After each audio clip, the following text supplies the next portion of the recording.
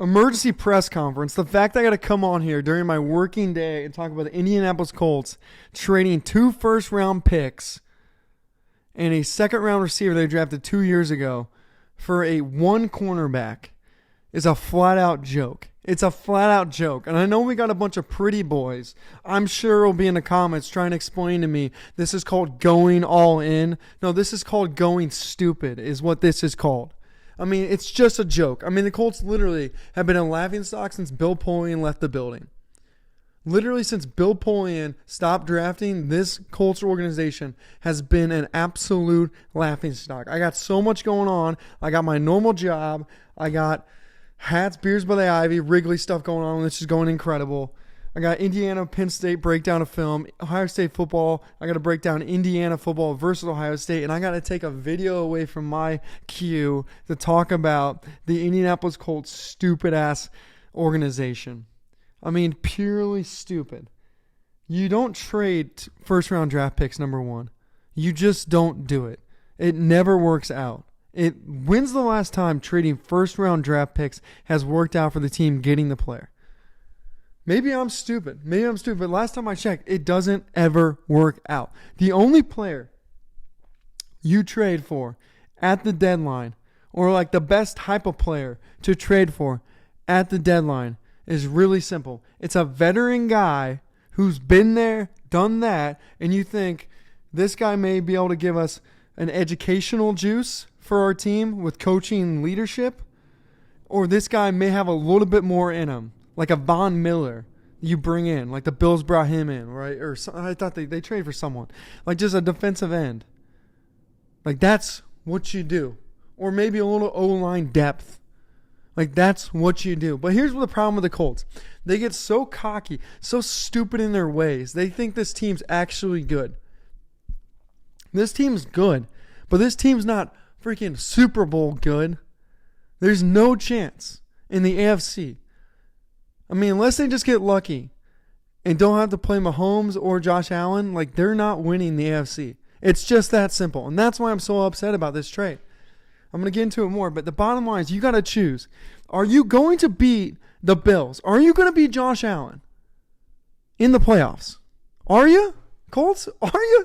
You're not. You're just not. Colts, are you going to beat the Chiefs in the playoffs? Are you going to beat Patrick Mahomes? Are you going to beat Andy Reid? Are you going to beat whatever, I forget the defensive coordinator, Spags? No, you're not. And Bills fans, I don't think you're beating the Chiefs either because, I mean, we'll see what happens there. I got to watch more tape, but Chiefs are freaking flat out elite, and I don't care if they just lost. When you had the best quarterback, best offensive coach, and best defensive coach in the National Football League, you win a lot of damn games. All right, these freaking awards for teams that are successful in the regular season are just so laughable. I mean, they are literally so laughable. Even when you look at the Patriots, when they were like had the best seasons, like in the regular season, they didn't do great always in the playoffs. It's literally just the teams. Some teams are just built for the playoffs. Some teams, pace themselves to get in the postseason. They're trying different schematics. People get hurt, So the Colts, yes, you've had a great regular season. The Colts offensive line, yes, you are extremely run blocking well. Jonathan Taylor, yes, you are an utter machine, man-child out there, and your performance this year has been nothing short of remarkable. Daniel Jones, yes, you've had a great season, your best season. Okay, but the bottom line is this is a top-end quarterback league because running the ball does not get you that far in the playoffs. It's great in regular season. It really is. It's like three-pointers in the NBA. Man, it feels good. Everyone's looking good. It's awesome. But at the end of the day, winning the playoffs are about 3rd and 4s and 3rd and 14s, and whoever converts more of those will win the Super Bowl. Just that simple with solid defense. That's it. All right, and the Colts, you don't have that quarterback. I'm sorry, Daniel Jones. I like you, dude. But you do not have that quarterback to give away 2 first-round picks. If the Chiefs want to give away 2 first-round picks, it doesn't matter as much because they have a guy named Patrick Mahomes. If the Bills want to do it, flat out great. Shit, if the Rams want to do it with Matthew Stafford, I'm even fine with that and to say, dude, Matthew Stafford's super old. He's got 2 years left. Let's go all in. The Colts are in limbo right now. The Colts literally, in a year from now, we don't know if this team's going to be good. We don't know if Daniel Jones is going to be even good next year. I don't even think Daniel Jones is even extended. I got to check that. I mean, the one saving grace is that Sauce Gardner is signed to 2030.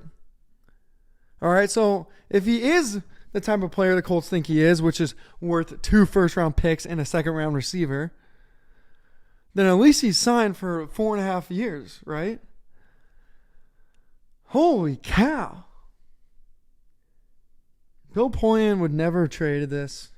And he, I think, is the GM that us Colts fans need to look at as the best GM in franchise history, because he's the guy who picked Peyton Manning. He's the guy who picked Edwin James. He's the guy who picked Marvin Harrison. He's the guy who picked Dwight Freeney. He's the guy who picked Mathis. He's the guy who picked Gary Brackett. He's the guy who picked Bob Sanders. Holy cow. Oh. You know, and especially in 2027, I mean, like that 2027 pick could be a top 10 draft pick. And I got to tell you, not many current players in the NFL are worth a top 10 draft pick. You just aren't. You know, like this is what good teams actually do. In terms of building a roster and the trade deadline, I know I hit on this a little bit more, but I want to go a little bit further. Let me talk about the draft. This is how good teams draft, okay? Number one, good teams get really good because they draft really well in the 3rd and 4th round. All right, and the Colts have done that. All right, we've gotten some pretty good players in the 3rd and 4th round, which is great.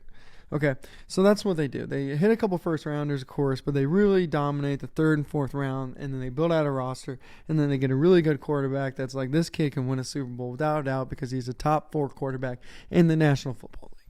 Okay, and it's very well known this dude's a freaking stud. Perfect. All right, and then what they do with their first-round picks, they don't trade them. Okay, they keep their first-round picks, and then they go through a season, and they don't win the Super Bowl. And then they realize, we need this one need. Perfect. We have an automatic yes at the first-round pick level, where we're going to pick a guy whose top end is a starter and whose bottom end is still a starter, but he's not that great. Think about it from a cornerback standpoint. We need a really good cornerback. Great. We're going to have a first-round pick. Awesome. We're going to go draft a cornerback. Sweet. The top end is that he is a shutdown corner. The bottom end is he's our slot corner. We need both, so it doesn't freaking matter. That's what good teams do. They keep their first-round pick because most people in the first round, for the most part, can at least play in the National Football League. That's why you don't trade them. And specifically, when you have an exact need going in a draft, then you can spend more time studying that, so you normally get it right. I don't like the fact that we didn't sign Shota for the Cubs. I thought that's an important element just because he's from Japan, and there's going to be a lot more Japanese players playing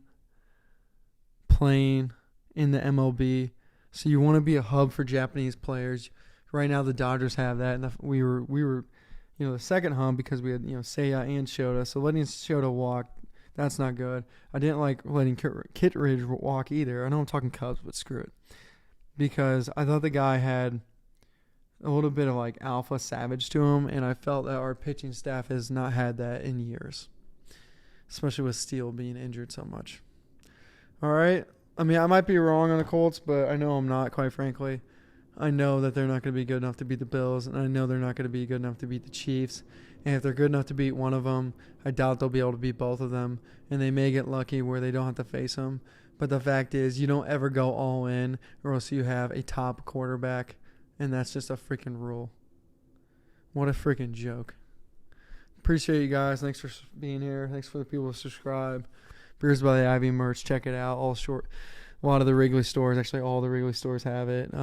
Sluggers, the bar has it. And, of course, my shop.beers by the Ivy. But, yeah, appreciate it, guys. Brutal. Flat out brutal.